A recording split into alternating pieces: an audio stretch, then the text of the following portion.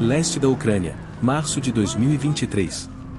Caminhões já estavam em movimento ou aguardavam com motores ligados, seus motoristas gritando para os soldados apressarem-se e embarcarem.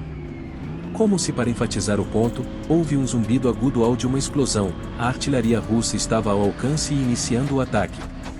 Não era a primeira vez que a Ucrânia tinha que recuar durante os 13 meses de guerra, mas esta talvez fosse a retirada mais dolorosa. Por mais de um ano, Ucrânia e Rússia haviam travado uma batalha sangrenta pelo leste da Ucrânia, ambos os lados avançando e recuando sob o peso dos ataques um do outro. No final do último verão, porém, a Ucrânia havia feito seus maiores avanços, libertando a cidade de Kherson no final de setembro.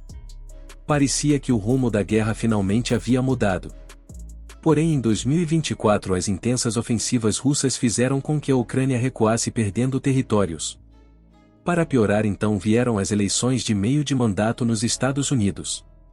Donald Trump volta à presidência, e num giro totalmente inédito dos acontecimentos, uma série de políticos isolacionistas haviam sido eleitos.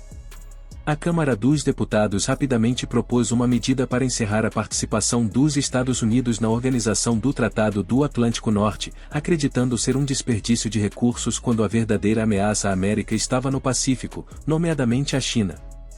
A pressão sobre o Senado levou a uma legislação histórica e, com um simples golpe de caneta, os Estados Unidos deixaram de ser membros da OTAN. Isso teve implicações diretas para a guerra da Ucrânia contra a Rússia. Sem mais investimentos na Europa, os Estados Unidos não estavam mais interessados em conter a agressão russa e, portanto, o financiamento para as forças armadas da Ucrânia secou rapidamente. Junto com o dinheiro, veio o fim dos milhões de munições, dos mísseis anti-radar, da artilharia nova e, é claro, do venerado sistema HIMARS que havia possibilitado o primeiro e único grande avanço da Ucrânia no final de agosto do ano passado. A Ucrânia agora era um problema europeu, e o apoio da Europa para as forças armadas ucranianas era uma fração do que havia recebido dos Estados Unidos. A nova leva de políticos americanos representava uma mudança de atitude dos contribuintes americanos. A Rússia era problema da Europa. O problema é que a Europa estava mal preparada para lidar com o Kremlin. Para Zelensky era difícil dizer o que tinha sido mais devastador para o esforço de guerra de seu país, a falta de apoio material direto ou a falta de apoio de inteligência. Antes, seu país desfrutava da riqueza de informações oferecidas pela vasta máquina de inteligência da América, desde fontes de inteligência humana até satélites e interceptações eletrônicas, tudo isso alimentando dados de alvos para eliminar VIPs russos e inteligência para prevenir ataques surpresa ou reforços russos. A Ucrânia tinha desfrutado de uma visão quase em tempo real dos movimentos russos, agora essa inteligência se reduzira a um fio, o exército estava lutando praticamente às cegas. Mas a falta de apoio material também doía. O suprimento de armas antiaéreas portáteis praticamente evaporara, deixando as tropas na linha de frente vulneráveis a ataques aéreos como estavam no início da guerra. Os tanques russos agora podiam operar com um medo muito reduzido das ameaças de mísseis antitanque, já que os Estados Unidos haviam fornecido a maior parte das capacidades antitanque da Ucrânia através de seus mísseis Javelin. Para Zelensky, a decisão dos Estados Unidos de se retirar da OTAN e da Europa em si significava que ele estava em retirada mais uma vez, mas desta vez parecia muito mais definitivo. Como os Estados Unidos e o Reino Unido ainda mantinham uma aliança de segurança, as forças e bases dos Estados Unidos lá não estavam sendo desativadas como estavam em toda a Europa continental. Nas salas de reuniões da Assembleia Geral, o líder da Letônia praticamente gritando com seus parceiros da OTAN. Desde que os Estados Unidos anunciaram sua retirada da aliança, a Rússia havia reforçado sua fronteira leste ao longo dos Bálticos. Era quase certo que a Rússia tentaria anexar Letônia, Estônia e Lituânia, já que a vitória na Ucrânia era questão de tempo. Ele se perguntou se eles realmente usariam a força, no entanto, que ações a Europa tomaria a respeito se fossem invadidos. Os aliados, muito deles divididos, ainda pressionavam e culpavam Trump, querendo pelo menos um apoio logístico e de inteligência que facilitaria e muito a vida dos aliados. Trump disse mais uma vez que isso não era sua responsabilidade, e nem problema seu, disse que a América já fez demais pelos europeus, mas iria ver o que consegue fazer.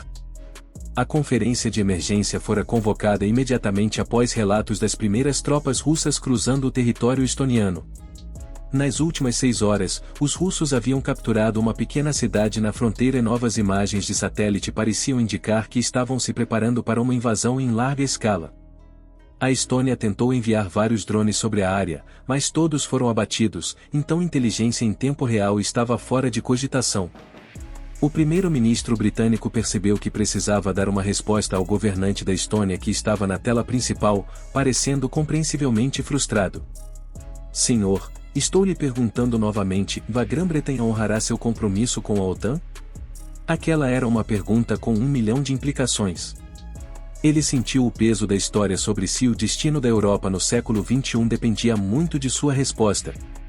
A força de resposta rápida da OTAN haviam sido estabelecidas para lidar exatamente com esse tipo de incursão russa. Era bem sabido que há pelo menos uma década Vladimir Putin, da Rússia, brincava com a ideia de um ataque de fato consumado contra a OTAN. A apreensão de uma única cidade sem importância em algum lugar ao longo dos Bálticos não o suficiente para justificar uma guerra em larga escala em circunstâncias normais, mas o suficiente para testar a aliança da OTAN. Se a OTAN hesitasse, todo o conceito de defesa mútua desmoronaria e a aliança inevitavelmente se desintegraria. Exatamente como Putin queria. Apesar de seus reveses catastróficos na Ucrânia que estavam sendo revertidos, a saída da América da aliança lhe deu exatamente a oportunidade que ele havia sonhado. Ele nem esperou a América sair completamente do continente. O comando europeu ainda tinha várias dezenas de aviões esperando para serem carregados com equipamentos em aeródromos por toda a Alemanha. A Turquia vinha equilibrando-se entre a Europa e a Rússia há anos, mas até agora parecia comprometida com a aliança em relação à assistência à Ucrânia.